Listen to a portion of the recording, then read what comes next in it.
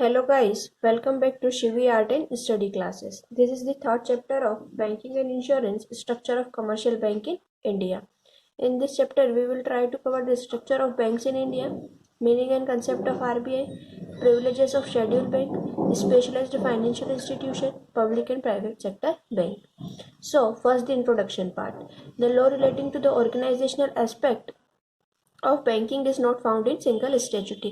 सिर्फ एक स्टेचुटी में पूरे बैंकिंग को डिस्क्राइब नहीं किया है. नंबर ऑफ लॉज बने हुए हैं like RBI, the reserve Bank of India act 1934, the bank regulation act 1949, companies act 1956 and the State Bank of India act 1955.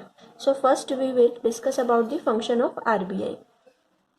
The RBI act 1935 was passed to create the central banking authority of the country. क्यों पास किया गया है RBI act को?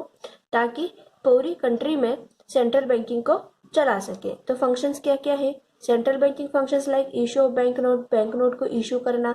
Government का भी bank होता है RBI, सारे बैंकर्स का बैंक है.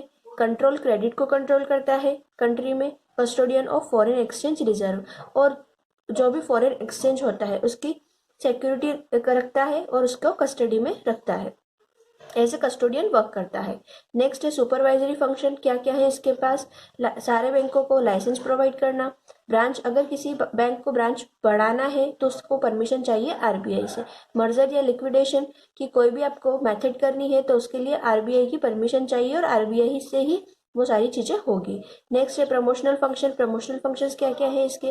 Promotion development of specialised institution. जो भी स्पेशलाइज्ड इंस्टीट्यूट हैं उनको प्रमोट करना. Specialised institute like industrial finance corporation of India IFSCI, industrial development bank of India IDBI, import bank of India जिसे हम कहते हैं EXIM bank, export import bank EXIM bank. ये सारे जो स्पेशलाइज्ड इंस्टीट्यूट है इनको डेवलपमेंट का काम भी कौन करता है? आरबीआई करता है. Other the important constituents of the structure of the commercial bank in India R S follows. क्या क्या दिए हुए हैं हमको? लाइक शॉर्ट इंट्रोडक्शन दिया हुआ है. क्या होता है सेंट्रल बैंक, जिसे हम एपेक्स बैंक भी कहते हैं आरबीआई. तो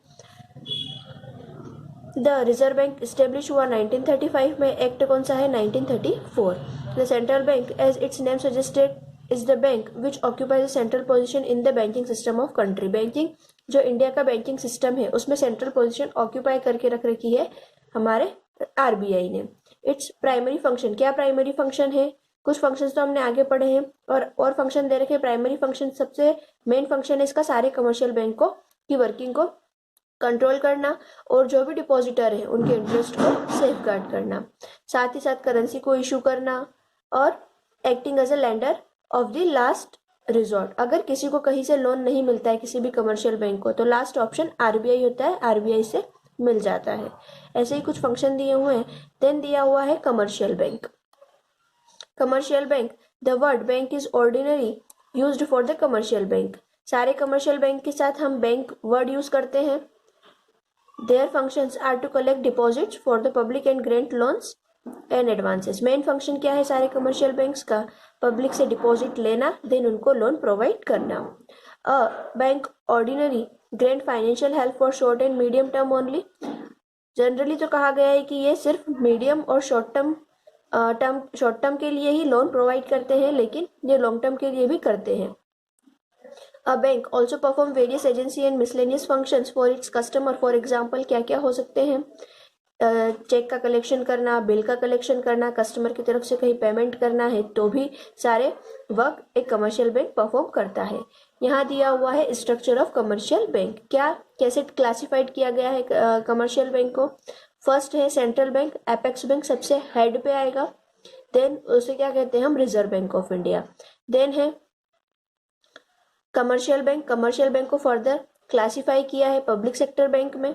फर्स्ट होता है जिसके अंदर स्टेट बैंक, एसबीआई और एसबीआई की सब्सिडरीज. देन नेक्स्ट है नेशनलाइज्ड बैंक.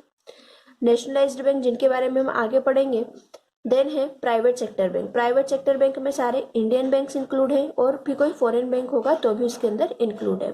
थर्ड है कोऑपरेटिव बैंक जिसके अंदर आ जाता है सेंट्रल, डिस्ट्रिक्ट कोऑपरेटिव, प्राइमरी. एक स्टेट लेवल पे, एक डिस्ट्रिक्ट लेवल पे और एक होता है रूरल लेवल पे.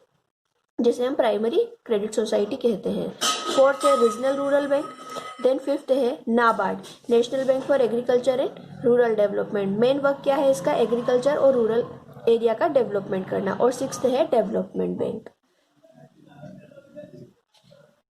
देन नेक्स्ट है there are various types of commercial bank which can be classified. Commercial bank को फर्दर क्लासिफाइड किया है, शेड्यूल कमर्शियल बैंक होते हैं और नॉन शेड्यूल कमर्शियल बैंक होते हैं। तो फर्स्ट हम पढ़ेंगे शेड्यूल कमर्शियल बैंक। क्या होते हैं शेड्यूल कमर्शियल बैंक?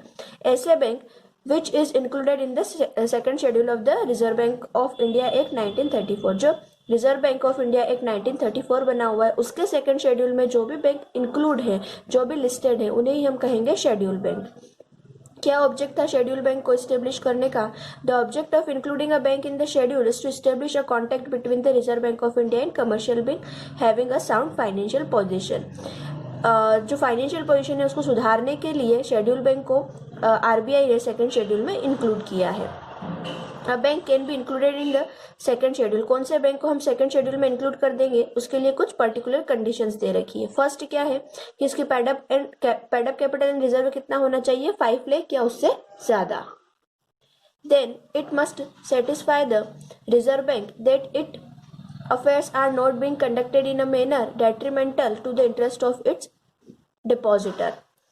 और रिजर्व बैंक ये भी देखता है कि जो शेड्यूल बैंक है वो सारा वर्क ऐसा करे जिससे उसके डिपॉजिटर को फायदा हो, ना कि कोई नुकसान हो। इट मस्ट बी, कोई भी स्टेट कोऑपरेटिव शेड्यूल बैंक में इंक्लूड हो सकती है। A company us defined in the companies act 1956, या फिर कोई कंपनी जो 1956 एक्ट के अकॉर्डिंग बनी हो। an institution notified by the central government in this behalf, या फिर कोई रिजर्व बैंक नहीं सॉरी सेंट्रल गवर्नमेंट ने किसी इंस्टीट्यूट को नोटिफाई किया है तो वो भी सेकंड शेड्यूल में इंक्लूड हो सकती है, शेड्यूल बैंक बन सकती है। कोई कॉर्पोरेशन हो गया, कंपनी हो गई जिसको इनकॉर्पोरेट करा है अंडर लॉ में, जो इनकॉर्पोरेट हुई है इंडियन लॉ में कॉर्पोरेट हुई है और सिर्फ आउटसाइड इंडिया में है, आउटसाइड इंडिया में है, वो भी शेड्यूल बैंक में इंक्लूड हो सकती है। नेक्स्ट है प्रिविलेजेस ऑफ शेड्यूल बैंक्स। तो फर्स्ट है क्या क्या सुविधाएं हैं एक शेड्यूल बैंक को। फर्स्ट है transfer of funds through reserve bank और its agency free of cost और एट नॉमिनल रेट। फंड को ट्रांसफर कर सकते हैं किसके थ्रू, रिजर्व बैंक और उसकी एजेंसीज के थ्रू, और उसके लिए कुछ ही नॉमिनल चार्जेस लगते हैं। नेक्स्ट है granting accommodation by way of rediscounting or purchase of eligible bills and loans and advances against certain securities। इनको रीडिस्काउंटिंग पे और बिल्स को परचेज भी कर सकते हैं, लोन्स एंड एडवांसेस भी ले सकते हैं जब कुछ सिक्योरिटीज के बदले में। देन है emergency advances to regulate credit in the interest of the Indian trade, commerce, industry and agriculture. इनको इमरजेंसी में एडवांस भी मिल सकते हैं जब इनको अपने क्रेडिट को रेगुलेट करना हो, और किसके इंटरेस्ट में, इंडिया के ट्रेड, कॉमर्स और इंडस्ट्रीज के इंटरेस्ट में। देन है obligation of schedule bank. Obligations क्या क्या है? A schedule bank is under the obligation to maintain the statutory reserve with the reserve Bank of India. जो भी रिजर्व बैंक ऑफ इंडिया ने रूल्स बना रखे हैं शेड्यूल बैंक के लिए वो उसे सारे फॉलो करने पड़ते हैं। Besides the reserve Bank is empowered to supervise and control the affairs of schedule bank. इसके साथ ही क्या क्या रिजर्व बैंक किस तरीके से सुपरवाइज और कंट्रोल करता है शेड्यूल बैंक्स को? तो first licensing of banking companies, जो भी शेड्यूल बैंक की कंपनीज हैं उनको लाइसेंस प्रोवाइड करना। Then permission to open branches, अगर किसी शेड्यूल बैंक को ब्रांचेस ओपन करना है तो रिजर्व बैंक से उसको परमिशन लेनी पड़ेगी। Power of inspection, power of issuing directions and control over top management, और उसके टॉप मैनेजमेंट, शेड्यूल बैंक के टॉप मैनेजमेंट पर भी आरबीआई का ही कंट्रोल होता है। नेक्स्ट है नॉन शेड्यूल बैंक्स। क्या होते हैं non schedule bank? The bank which are not included in the second schedule of the reserve Bank are known as a non schedule bank. ऐसे बैंक जो second schedule में include नहीं है RBI के, वह कहलाते हैं नॉन शेड्यूल बैंक। तो नॉन शेड्यूल बैंक्स को वो सारी सुविधाएं नहीं मिलती है जो शेड्यूल बैंक को मिलती है। साथ ही साथ इन बैंक्स को कितना रिजर्व मेंटेन करके रखना पड़ता है? Cash reserve equivalent to 3% of their total time and demand liability. उनकी जो total time and demand liability है उसका 3% इनको मेंटेन करके रखना होता है। This deposits have to be kept with Reserve Bank. State Bank कोई डिपॉजिट कहाँ रख सकते हैं? या तो रिजर्व बैंक के पास, स्टेट बैंक के पास, या फिर जहां सेंट्रल गवर्नमेंट बोले। Such banks are required to send prescribed periodic returns to the reserve bank. साथ ही साथ इनको time to time reserve bank को सारे पीरियोडिक रिटर्न्स सेंड करने पड़ते हैं। This banks can be granted concessional remittance facility if their names are included in the approval list of the reserve bank. अगर रिजर्व बैंक की लिस्ट में कुछ फैसिलिटीज इनको प्रोवाइड की हुई है तो इन्हें ये फैसिलिटीज मिल सकती है। नेक्स्ट है लाइसेंस्ड बैंक। क्या होते हैं वो लाइसेंस्ड बैंक? किसे कहेंगे हम? A banking company in order to carry on banking business in India is required to obtain a license under section 22 subsection 1 of the Banking Regulation Act 1949। किसी भी बैंकिंग कंपनी को बैंकिंग बिजनेस स्टार्ट करना है India में तो उसको licence लेना पड़ेगा बैंकिंग रेगुलेशन एक्ट 1949 के अकॉर्डिंग। उसे ही क्या कहेंगे हम? Licensed bank. और reserve bank grant the licence, हमें पता ही है रिजर्व बैंक ही ग्रांट करता है सभी बैंकिंग कंपनीज को licence. After it is satisfied by verifying the books of companies or otherwise that the banking company has properly complied with the condition of the license। सारी conditions अगर कोई bank fulfil कर देता है licence लेने के लिए तो उसे लाइसेंस प्रोवाइड कर दिया जाता है बैंकिंग रेगुलेशन एक्ट 1949 के अकॉर्डिंग। आई होप यहाँ तक सभी को क्लियर होगा। In next video lecture we will start from public sector banks. Thank you.